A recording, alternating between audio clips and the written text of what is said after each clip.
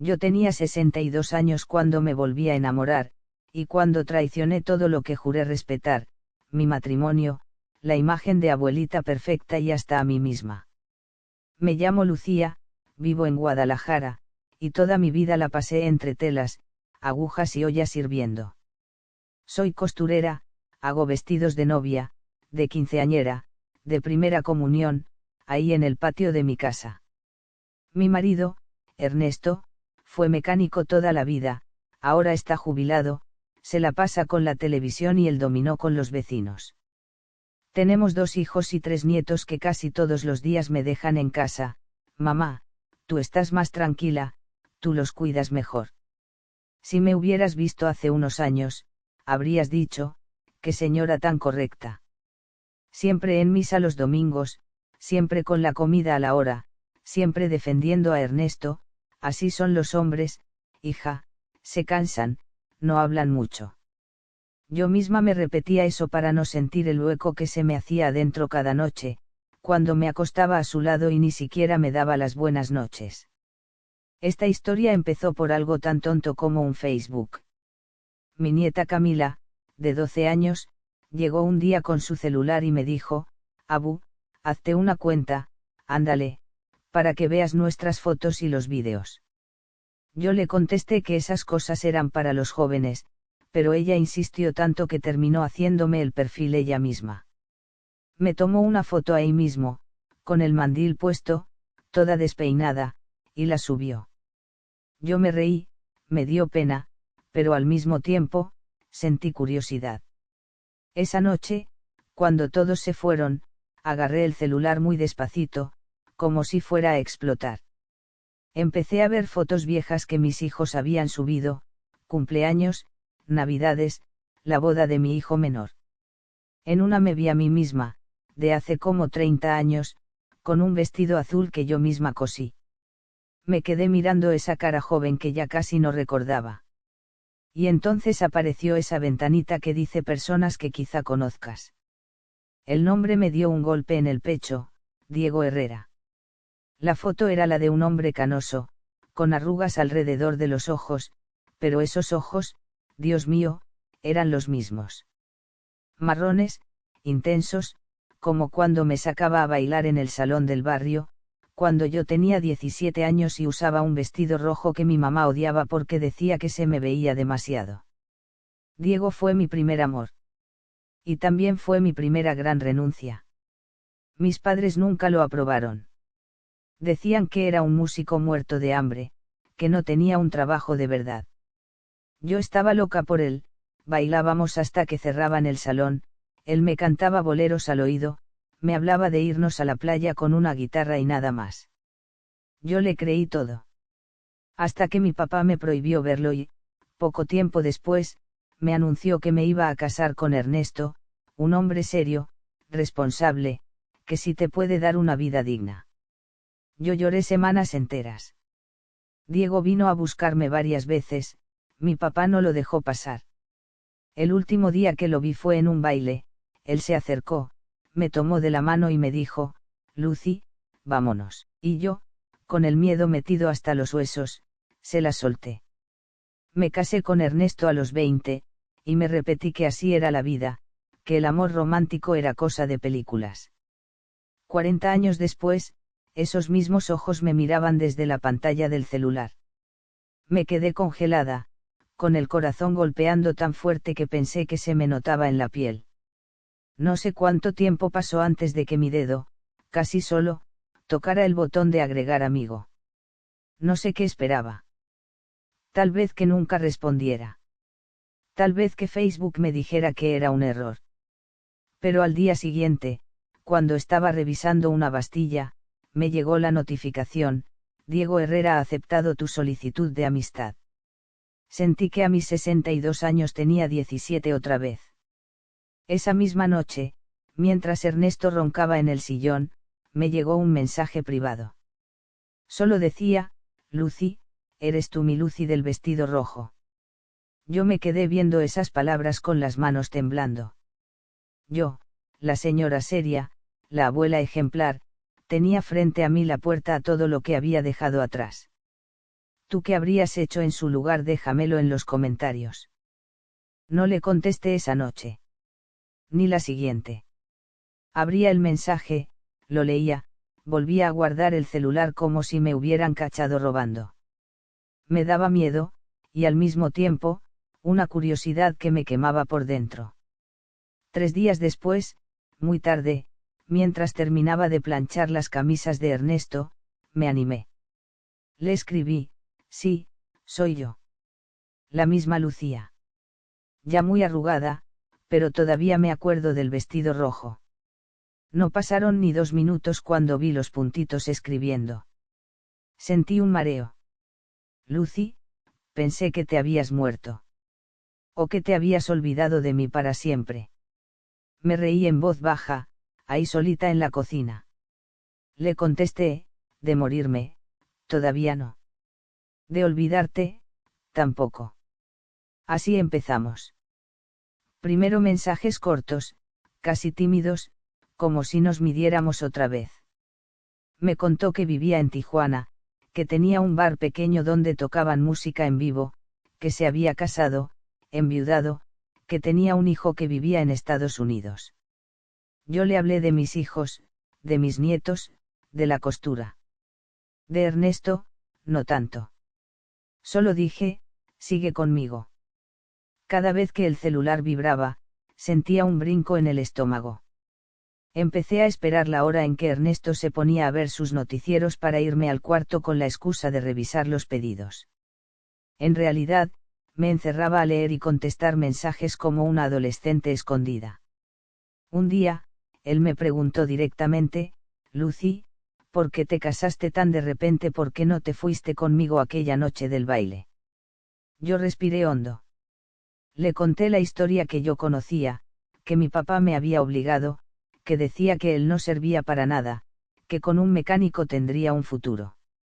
Le dije que me dio miedo desobedecer, irme sin nada. Que lo había querido, pero que no tuve valor. Pasó un rato sin respuesta. Y de pronto, él me manda: tu papá me dijo otra cosa, Lucy. Sentí un escalofrío.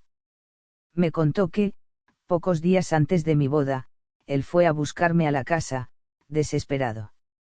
Que mi padre lo hizo pasar a la sala y le dijo, sin rodeos, que yo iba a casarme con un hombre que sí se iba a hacer responsable. Que Ernesto era de los que daban la cara, no como él, que nomás andaba enamorando muchachitas. Diego me dijo: en el barrio se decía que ese Ernesto ya había dejado embarazada a una muchacha. Yo pensé que te obligaban a casarte con él porque él necesitaba limpiar su nombre. Pero tu papá me lo pintó como un santo y a mí como un vagabundo. Se me heló la sangre. Yo nunca había oído ese chisme. Para mí, Ernesto siempre fue el hombre serio, el que trabajaba mucho, el que nunca me pegó, el que no tomaba tanto como los otros. Un hijo por ahí antes de casarse conmigo. Quise decirle a Diego que estaba loco, que seguro eran chismes de barrio. Le contesté: mi papá nunca me habló de eso. Yo tampoco sabía nada. Esa noche no dormí. Empecé a repasar la vida con Ernesto como si fuera una película. Hubo años en que desaparecía algunos días, decía que se quedaba más tarde en el taller porque había mucho trabajo. Hubo navidades que llegaba raro, callado. Yo nunca pregunté demasiado.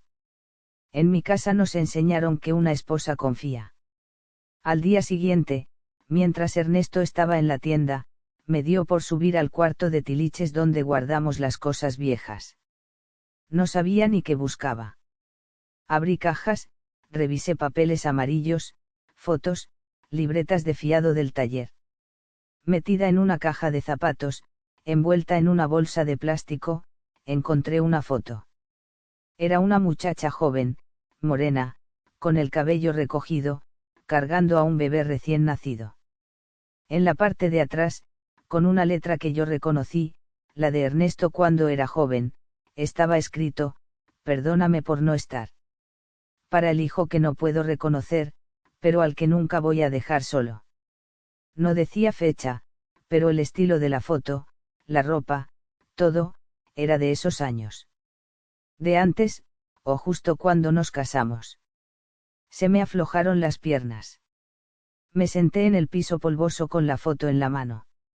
Era como si todas las cosas que yo había aceptado sin hacer preguntas de repente estuvieran gritando. Yo, que me había pasado 40 años sintiéndome orgullosa de ser la mujer fiel, la que nunca dio un paso en falso, la que aguantó todo, estaba casada con un hombre que desde el principio había tenido una vida escondida. Bajé las escaleras con la foto apretada en la mano, sintiendo que cada peldaño se podía romper. ¿Tú qué habrías hecho en su lugar? Déjamelo en los comentarios y cuéntame de dónde eres. ¿Has vivido algo parecido o conoces a alguien que sí? Esa tarde, cuando Ernesto regresó de la tienda con su bolsa de bolillos y su cara de siempre, yo ya lo estaba esperando en la mesa. Puse la foto enfrente de su plato, boca arriba. Él se sentó sin verla, empezó a servirse frijoles, y cuando por fin bajó la vista, se quedó quieto. La cuchara le tembló en la mano. ¿De dónde sacaste eso, Lucía?, me preguntó con una voz que no le conocía. Del cuarto de arriba. De una caja de zapatos. Me lo debes de haber dejado junto con el ajuar de novia. No, le dije, sintiendo cómo se me quebraba la voz pero sin querer llorar. Guardó silencio unos segundos que se me hicieron eternos. Luego intentó salir con la típica, eran otros tiempos. Yo era joven. No te quise preocupar. Ahí exploté. No me quisiste preocupar. Tener un hijo con otra antes o durante nuestro matrimonio no es algo que se le diga a la mujer con la que te casas 40 años, Ernesto. Él se puso rojo, luego pálido. Empezó a hablar atropellado. Fue antes, bueno, casi al mismo tiempo. Esa muchacha se embarazó y su familia me vino a buscar. Tus papás ya te habían prometido conmigo, yo no sabía qué hacer. Me dijeron que si no te dejaba, me iban a denunciar. Yo solo quería hacer lo correcto, Lucía. ¿Y qué es lo correcto? Casarte conmigo y tener otra familia escondida, le dije. Me contó, a medias, que si había tenido un hijo, que había intentado verlo un tiempo, que llevaba dinero de vez en cuando. Que luego esa mujer se fue del barrio, que perdió el contacto. Que nunca me lo dijo porque para qué lastimarte si tú ni lo conocías. Cada frase era un golpe. Pensé en todas las veces que yo misma les decía a mis hijos, su papá es un hombre recto, se rompió el lomo por ustedes, nunca nos faltó nada. Pensé en cómo yo había convertido a Ernesto en una estatua intocable dentro de mi cabeza. Esa noche no pude estar bajo el mismo techo que él. Me encerré en el cuarto de costura, me metí entre las telas, como si pudiera esconderme de mi propia vida. Lloré como no lloraba desde que me quitaron a Diego. Y entonces, en medio de esa tristeza, hice algo que cambió todo, agarré el celular y le conté a Diego. Le mandé una foto de la foto, le expliqué lo que Ernesto me había confesado. Diego tardó un ratito en contestar. Cuando lo hizo, solo puso, Lucy, lo siento. No te lo digo por gusto, pero siempre sospeché. Tú no merecías eso. Luego agregó, no sé si sirve de algo que te lo diga ahora, pero yo siempre estuve dispuesto a hacerme responsable de ti. Solo que nadie me dio chance. Esas palabras me pegaron donde más me dolía, en el y sí. Y si hubiera tenido el valor de irme con él aquel día y si no hubiera obedecido tanto. Pasaron los días. Yo hablaba lo mínimo con Ernesto, lo justo para que la casa no se viniera abajo. Con los nietos era la de siempre, ellos no tenían la culpa. Pero por dentro, todo estaba roto. Con Diego, en cambio, cada vez hablaba más. Empezamos a mandar notas de voz. La primera vez que escuché su risa otra vez, sentí que el corazón se me quería salir del pecho. Un día, después de escucharme llorar en una nota larguísima, me dijo algo que me desarmó, Lucy, vente unos días. Te invito a mi casa. A Tijuana. No te estoy pidiendo que te quedes para siempre, ni que abandones a nadie. Solo, ven a darte permiso de ser tú, aunque sea una vez. Le contesté casi sin pensarlo, ¿estás loco, Diego.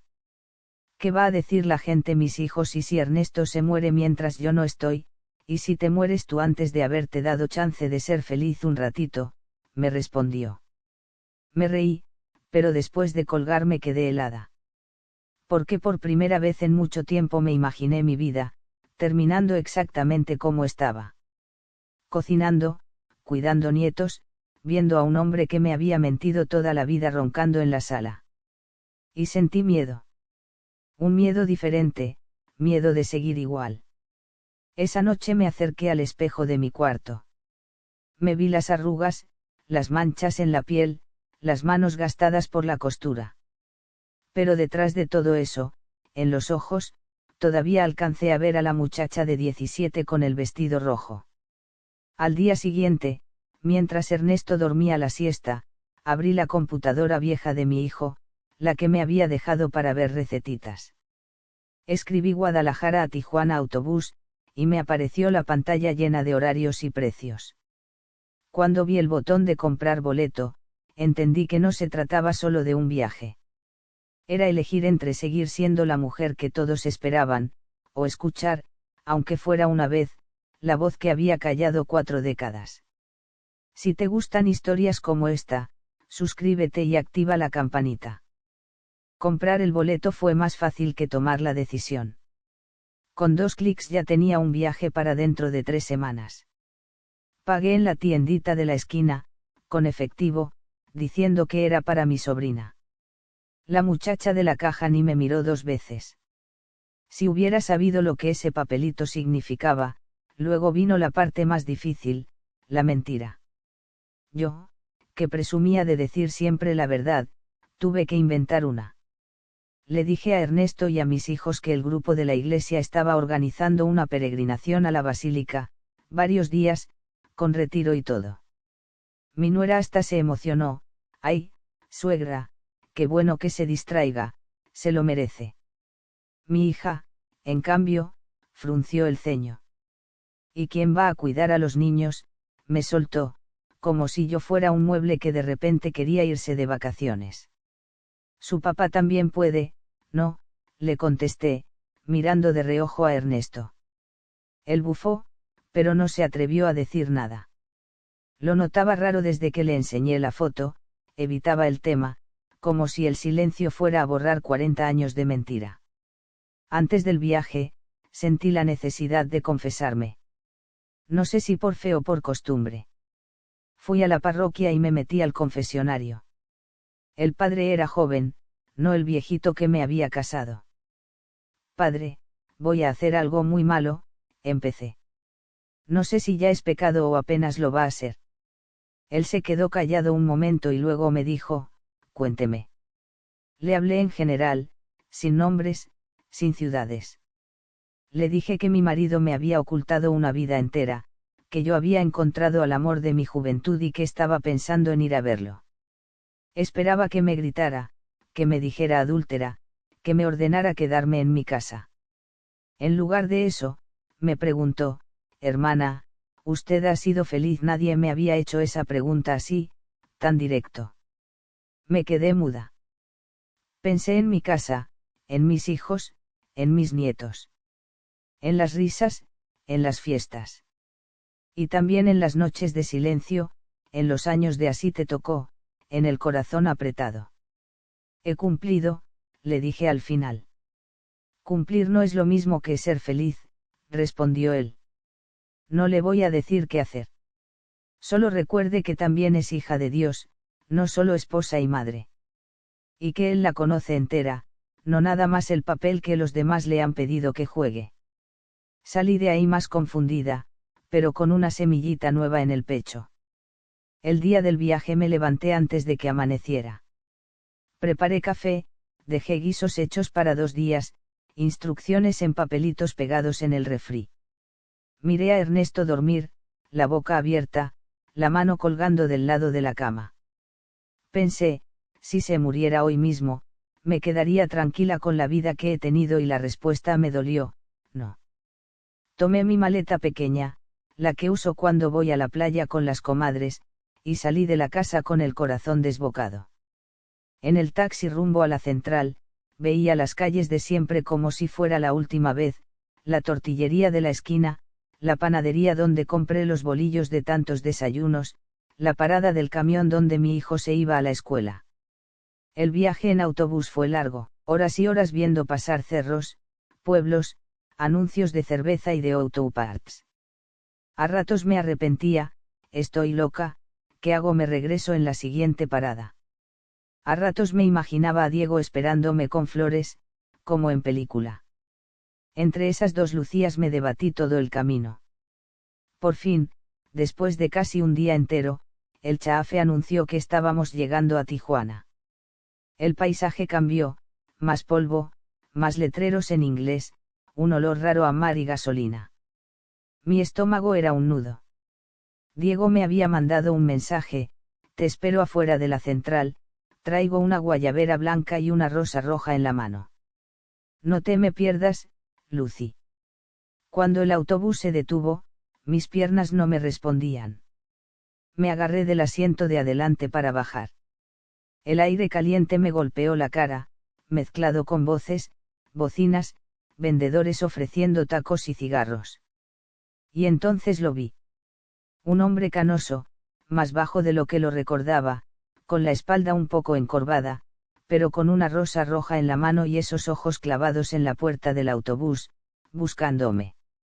Cuando nuestras miradas se encontraron, sentí que todo el ruido alrededor se apagaba. Lucy, dijo, apenas en un susurro, cuando estuve a unos pasos de él.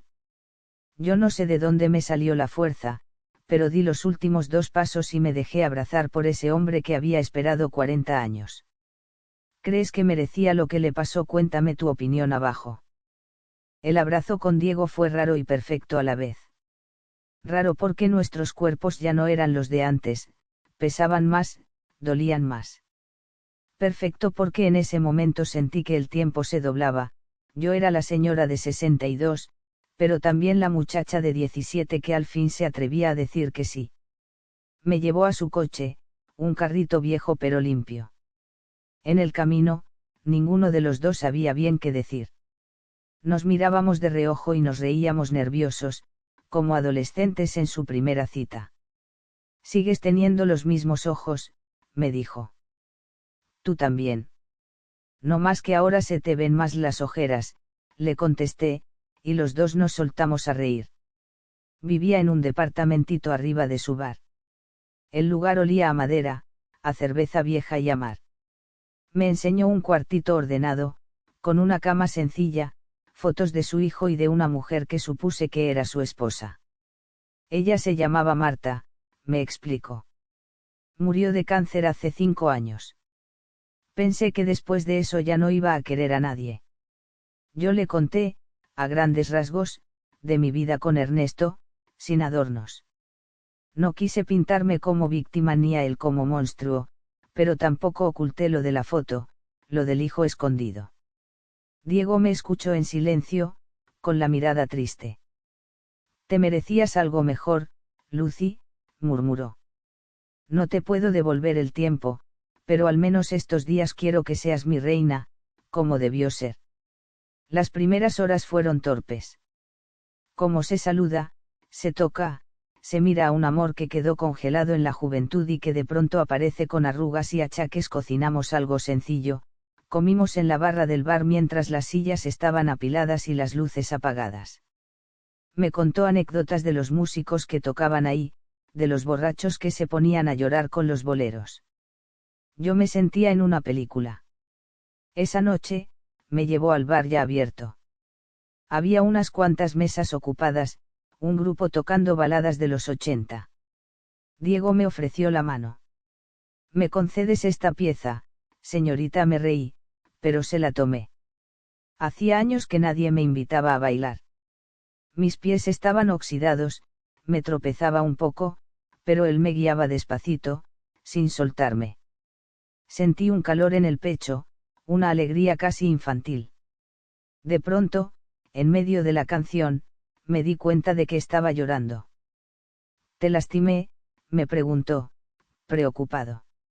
No, es que, hacía mucho que nadie me veía, le dije.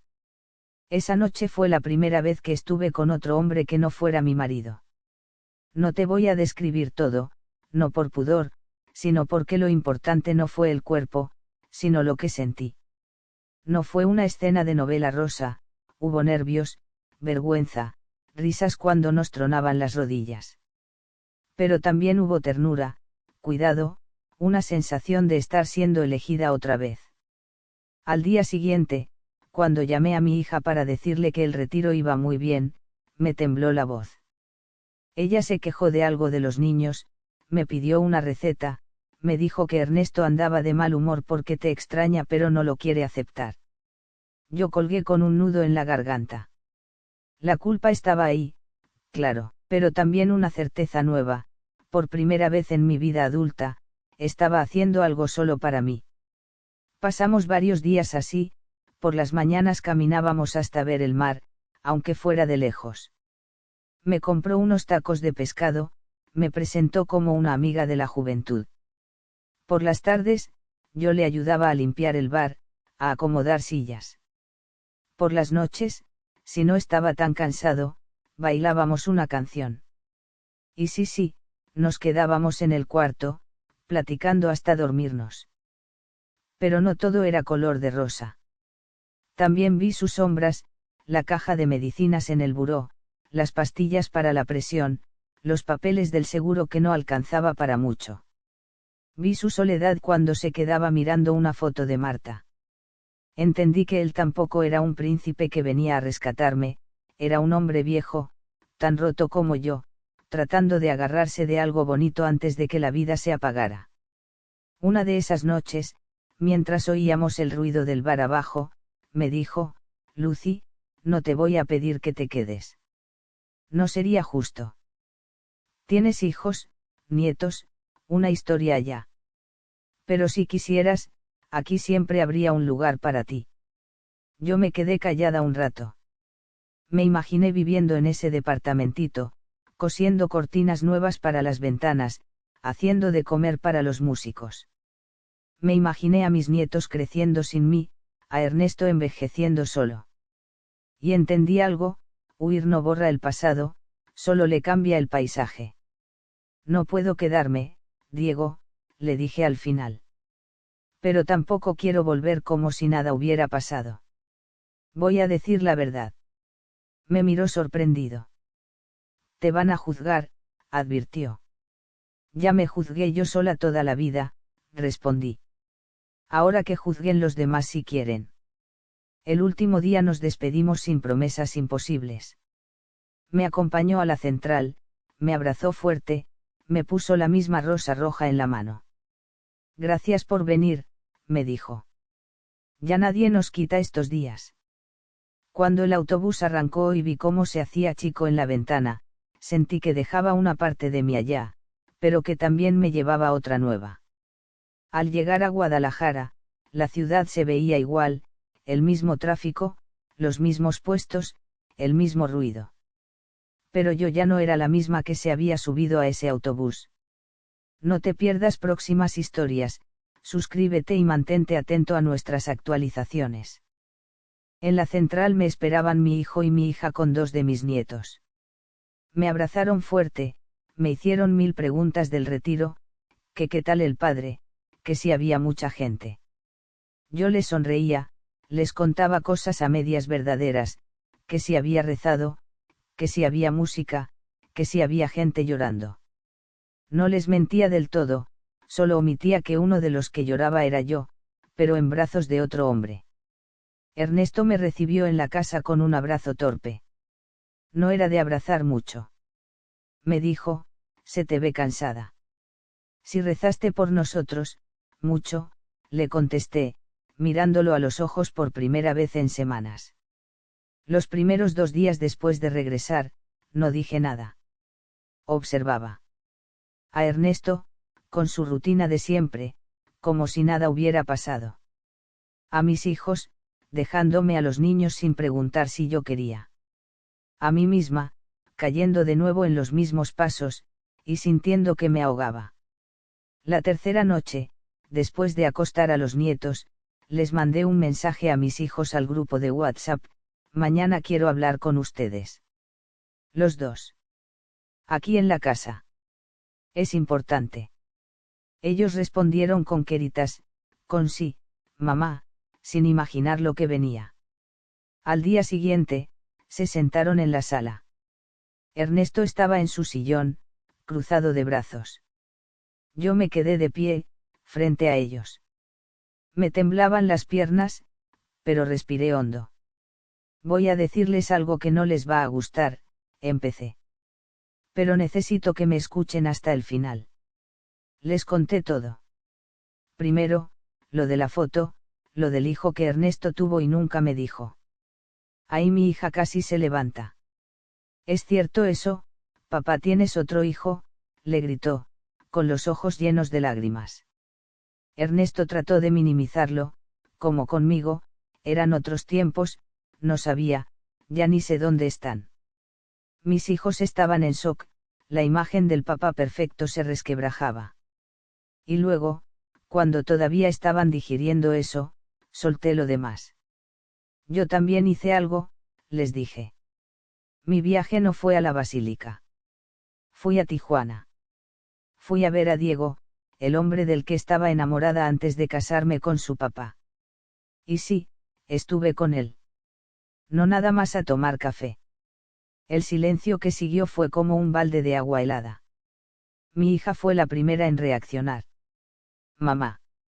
¿Cómo pudiste a tu edad y nosotros y mis hijos qué ejemplo les das?, me lanzó, con una mezcla de enojo y vergüenza. Mi hijo se quedó callado, mirando al piso. Ernesto me miraba con una rabia que nunca le había visto. Te di todo, dijo. Casa, comida, hijos. Y así me pagas. Ahí fue cuando algo dentro de mí se enderezó. Tú no me diste todo, Ernesto, le respondí, sin gritar. Los dos levantamos esta casa. Yo también trabajé, también cuidé, también hice sacrificios. Y tú me mentiste 40 años. Yo tuve unos días con alguien que me quiso sin esconderme. No somos iguales, pero tampoco vengas a hacerte la víctima. Se armó una discusión fea. Mi hija dijo que yo estaba siendo egoísta, que esas cosas se aguantan, que a tu edad ya pa' que andas haciendo locuras. Mi hijo, después de mucho silencio, dijo algo que me dolió y me alivió a la vez. No entiendo, mamá, pero supongo que también eres persona. No nomás mi mamá. Esa frase fue como una ventana que se abría un poquito. Les dejé claro varias cosas, que no pensaba irme de la casa, que no iba a pedir perdón por haber querido sentirme viva, pero que sí aceptaba las consecuencias. Que a partir de ese día, yo iba a elegir dormir en otro cuarto. Que ya no iba a estar disponible siempre para cuidar niños o resolverles la vida. Que si querían verme, sería como visita, no como empleada. Las semanas siguientes fueron duras. Hubo silencios, miradas feas, comentarios a medias. En el barrio, algo se supo, las vecinas empezaron a chismear. A veces me dolía tanto que quería dar marcha atrás, decir era broma. Pero luego me acordaba de mí, bailando en aquel bar de Tijuana, o caminando junto al mar con Diego, y sabía que no podía renunciar a esa parte de mí. Con el tiempo, las aguas se fueron asentando. Mi hija siguió enojada, pero los niños me buscaban igual. Yo puse límites, hoy no puedo, tengo clase de baile. Porque sí, me inscribí a una clase de baile para señoras. La primera vez que entré al salón, me dio risa, todas con sus pants, sus tenis, sus dolores de rodilla. Pero cuando sonó la música y empezamos a movernos, sentí ese mismo cosquilleo del bar de Diego. De él supe unas cuantas semanas más. Nos mandamos mensajes, me preguntó cómo me iba, yo le conté a medias. Luego, un día, dejó de contestar. Su hijo me escribió desde su número: mi papá está en el hospital, señora Lucía. Poco tiempo después, otro mensaje: mi papá falleció. Gracias por hacerlo feliz estos últimos meses, hablaba mucho de usted. Lloré en silencio, en mi cuarto nuevo. No pude ir al funeral, ni abrazar a su hijo, ni despedirme de su tumba. Pero entendí que, si no hubiera tomado ese autobús, Diego se habría ido de este mundo sin que ninguno de los dos supiera qué hubiera pasado si nos hubiéramos elegido. Yo no sé si lo que hice estuvo bien o mal. Sé que no fue correcto según las reglas que me enseñaron. Pero también sé que, si no lo hacía, me habría quedado con la espina clavada para siempre. Hoy, cuando me miran en la clase de baile, cuando mis nietos me ven reírme sola al recordar un chiste de Diego, ya no me ven solo como la abuelita perfecta. A veces me ven raro, como si descubrieran que tengo secretos. Y los tengo. Como los tiene cualquier persona que haya vivido de verdad. ¿Crees que merecía lo que le pasó? Cuéntame tu opinión abajo, y dime también si conoces a alguien que haya vivido algo parecido o de qué lugar nos estás viendo.